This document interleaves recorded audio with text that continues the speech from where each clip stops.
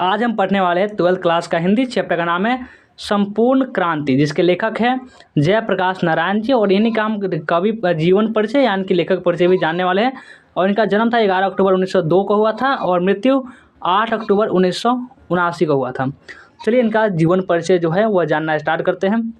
20वीं सदी के भारत के एक प्रमुख समाजवादी विचारक, क्रांतिदर्शी नेता, समर्पित समाजसेवी तथा विद्रोही स्वाधीनता सेनानी जयप्रकाश नारायण का जन्म 11 अक्टूबर 1902 को उत्तर प्रदेश के बलिया तथा बिहार के सारण जिले के बीच फैले गांव सिताब दियरा में हुआ। इनकी माता का नाम फूलरानी एवं पिता का नाम हर्षु दयाल था। उनकी जन पक्षधरता के चलते इन्हें लोकनायक के नाम से प्रसिद्धि मिली। लोकनायक, ये आपका ऑब्जेक्टिव में आएगा, याद रखिएगा। लोकनायक के नाम से प्रसिद्धि मिली। प्रसिद्ध गांधीवादी ब्रजकिशोर प्रसाद की पुत्री प्रभावती देवी इनकी धर्मपत्नी थी। इनके प्रारंभिक शिक्षा घर पर ही हुई। इनके बाद पटना कॉलेजिएट पटना में प्रवेश लिया। इसी दौरान गांधी जी द्वारा चलाए गए असहयोग आंदोलन से प्रभावित होकर उन्होंने शिक्षा बीच में छोड़ दी। 1922 में ये अमेरिका चले गए तथा वहाँ कैलिफोर्निया, बर्कली, विशिंगटन, मेडिसन आदि कई विश्वविद्यालयों में अध्ययन किया। यहीं से उन्होंने मार्क्सवाद तथा समाजवाद की शिक्षा भी वहीं से इन्होंने ग्रहण की। 8 अक्टूबर 1979 को इनका देवासन यानी कि निधन हो गया। और राजनीतिक सक्रियता के बारे में चलिए पढ़ते हैं इनके बारे में। राजनीतिक सक्रियता 1929 में कांग्रेस में शामिल हुए तथा 1932 में सविनय अवज्ञा आंदोलन के दौरान जेल गए। कांग्रेस के अंदर ही उन्होंने कांग्रेस सोशलिस्ट पार्टी के गठन में अहम भूमिका निभाई।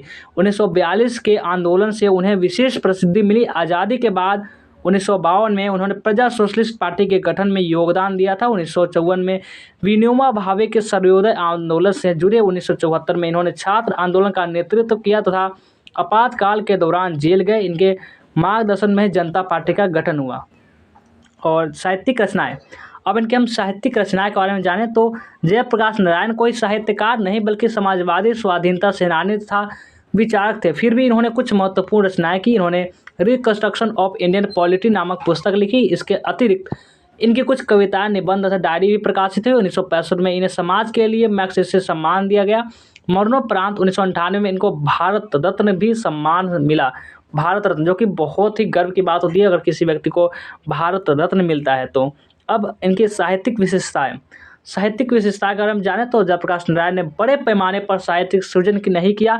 उन्होंने केवल कुछ चुनिंदा रचनाएं ही लिखी जिनमें उनके चरित्र की विशेषताएं नजर आती है। उनकी भाषा में कृत्रिमता का तनिक भी समावेश नहीं था। इनकी भाषा गंभीर, प्रौढ़ एवं भावप्रद है तथा उसमें एक प्रवाह है। आम बोलचाल की भाषा का इस्तेमाल करने के कारण इनकी रचनाएं पाठक के हृदय में सीधे प्रभाव डालती है, क्योंकि ये आम बोलचाल वाली भाषा का यूज करते थे। प्रसूतर भाषण 5 जून 1974 को पटना के गांधी मैदान में दिए जयप्रकाश नारायण के ऐतिहासिक भाषण संपूर्ण क्रांति का एक अंश है। यह पूरा भाषण एक पुस्तक के रूप में जनमुक्ति पटना के प्रकाशित इस भाषण में संपूर्ण देश में क्रांति की लहर दोहरा दी थी।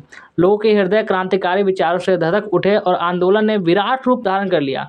पटना के गांधी मैदान में वैसी भीड़ इसके बाद आज तक इकट्ठा नहीं हुई थी जैसे कि इनके भाषण सुनने के लिए भीड़ इकट्ठा हुई थी। और नहीं ऐसा प्रभावशाली जनसंवाद कायम हो सका।